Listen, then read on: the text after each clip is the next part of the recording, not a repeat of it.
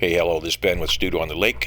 When I'm filming this, it's minus 20 to minus 5 outside. It used to look like that out on the lake. And in a month or two, we'll be back to that. Hey, today's a review. I got a little bonus gift card on last commission that I did, and I decided to splurge and go ahead and buy a mini carver from Arbortech. I like the looks of them. I typically use a right angle grinder with a sanding disc on it, so this is a review unboxing it, and unfortunately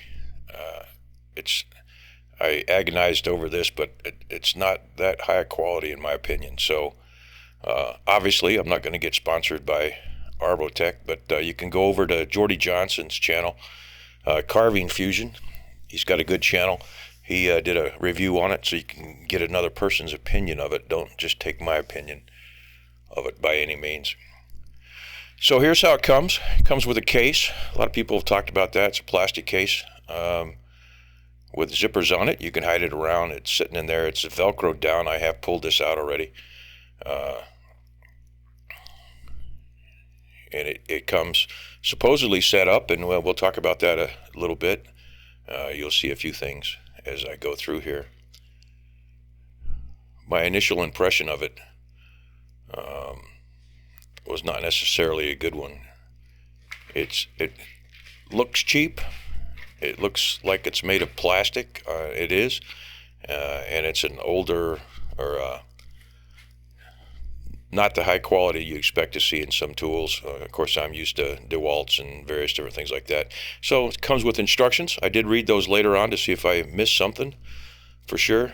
Don't normally do that. There's a carry-in handle for it, sanding discs, and a dust collector. To be fair, I did not hook up the dust collector, and you'll see a couple comments later on.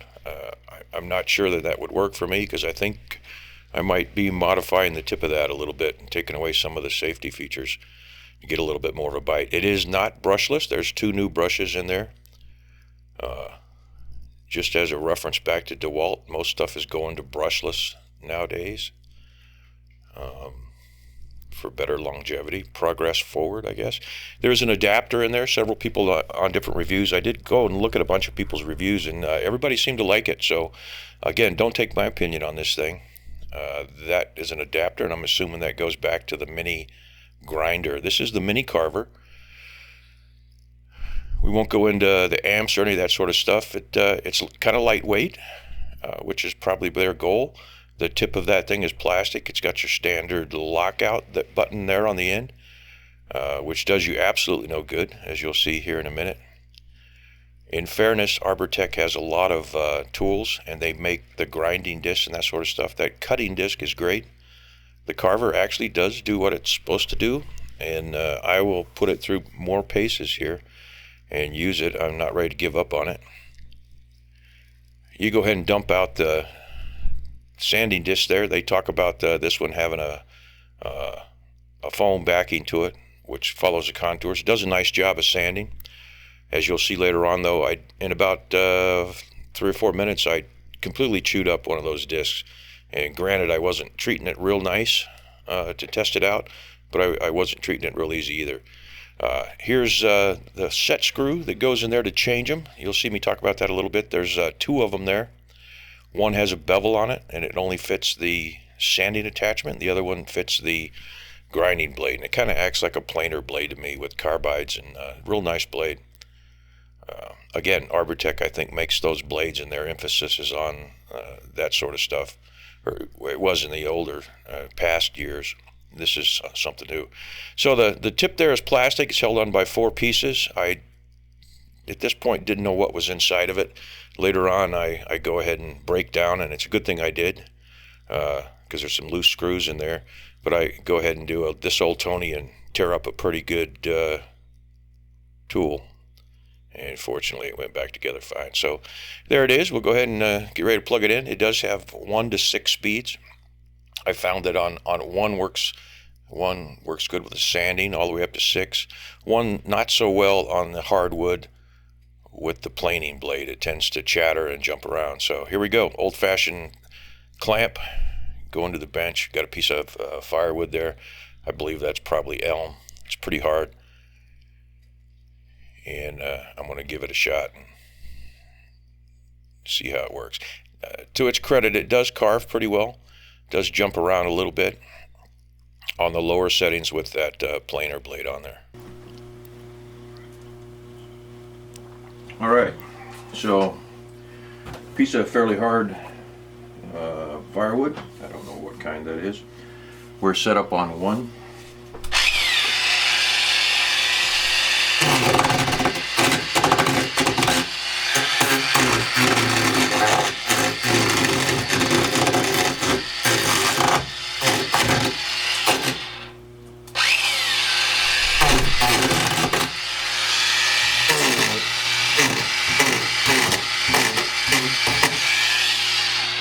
A little bit of a learning curve.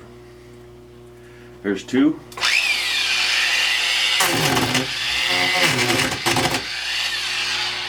Let's skip to four.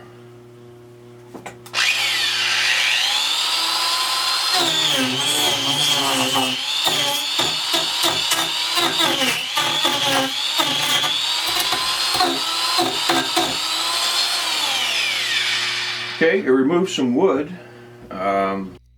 So there you have it.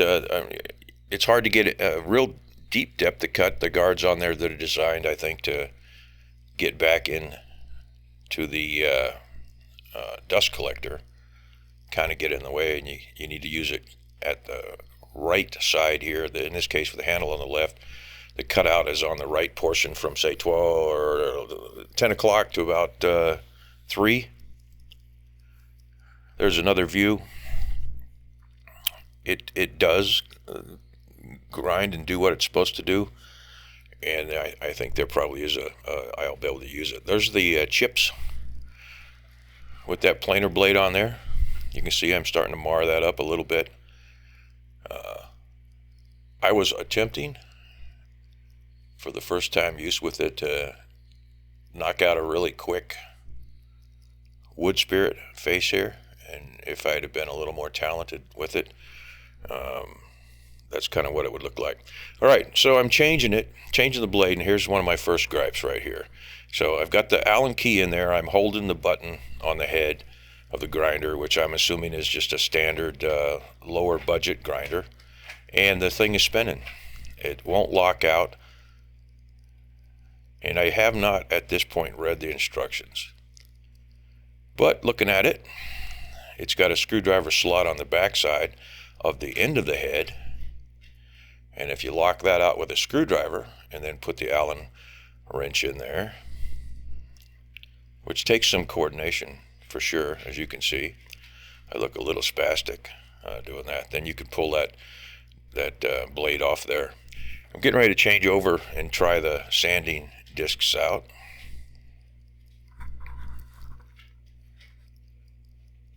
And I got to admit, this annoyed me a little bit, having to change it this way.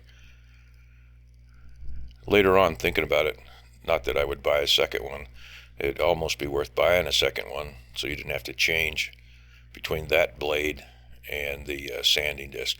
Now, of note, the sanding disc has a different screw, so you've got to keep track of the one screw because it does not have a bevel on it, and then the sanding disc screw has a bevel on it.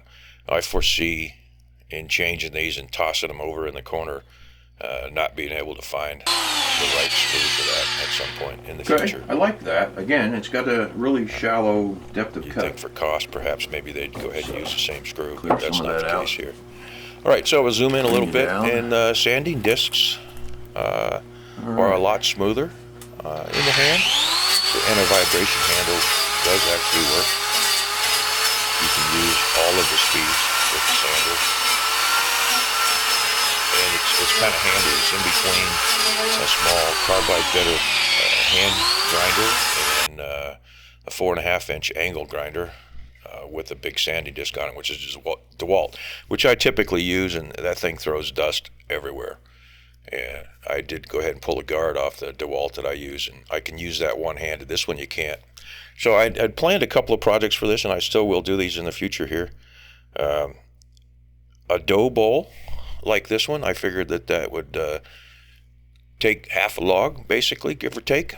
And just like in the old days with an axe, instead we'll use this mini carver, and that's a future video you'll see here, not too long down the line. Another video that I thought would work, I've been wanting to redo this swan that I did 30 years ago.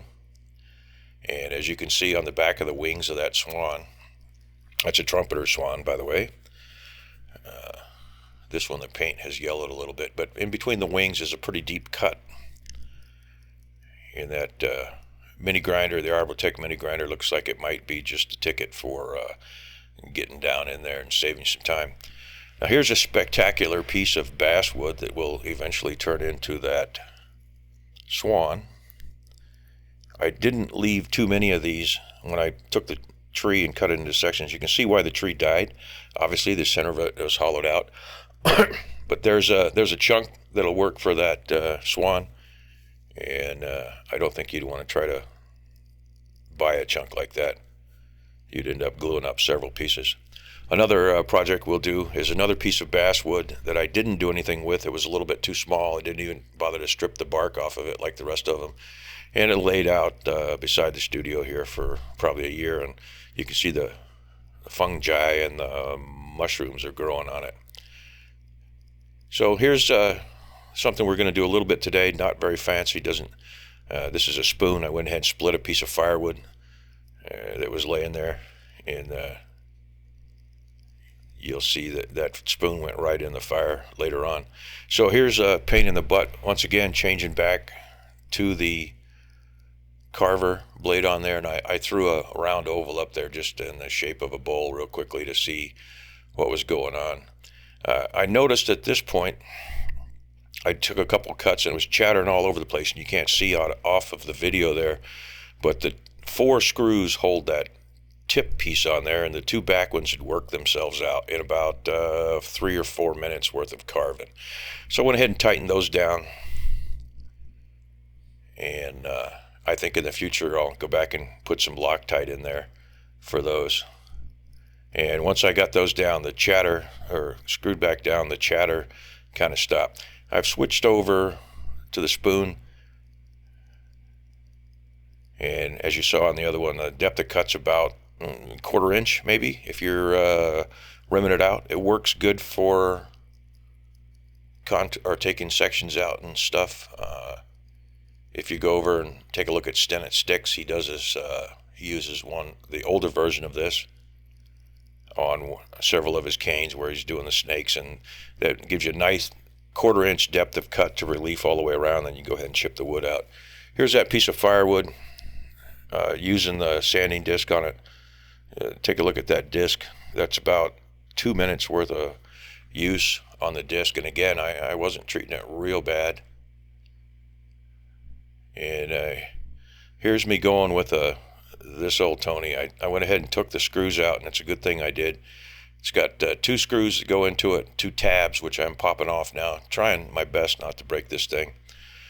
There's the plastic cover. There's what the inside looks like. It's got a belt between the two. Again, looks to me like a standard low-grade grinder that they put a pulley on, then goes to the end. Now, this bottom one right here is the third of the 4 screws that hold that tip on there. It was loose, so it's a good thing I pulled that in there. Now check this one out. 2 washers on there, and I don't know why you'd need 2 washers, but that screw was completely backed out. So it's a good thing I did to this old Tony and busted this thing apart, being brand new, and tightened those down. Again, I will go back and put some Loctite in there, but that's to me kind of shabby. Another thing is that belt that slides in there is slips, and that's what makes it so you can't use the lockout on the back of it, of the grinder head there. If you use that lockout, it does lock that one out, but it doesn't. The belt allows the piece that you're trying to loosen up. Doing a little bit of hobby machine work, it just seems to me that you could put a better tool out there. I'm not sure, maybe they didn't think this all the way through, or this might not be their main line. Once again, I doubt very seriously I'll get any sponsorship from Arbortech. But I found this thing just to be cheap. Although it does carve and does do what it's supposed to do. So there you have it. It's lightweight. The handle will go on either side. There's a little bit of a learning curve to it. The safety guards on the end limit what you're doing. It is a fairly safe tool, as Jordy Johnson talks about over in his. It's not like holding that right angle grinder in your hand with a huge Cuts-All bit on there, or one of those, God forbid, chain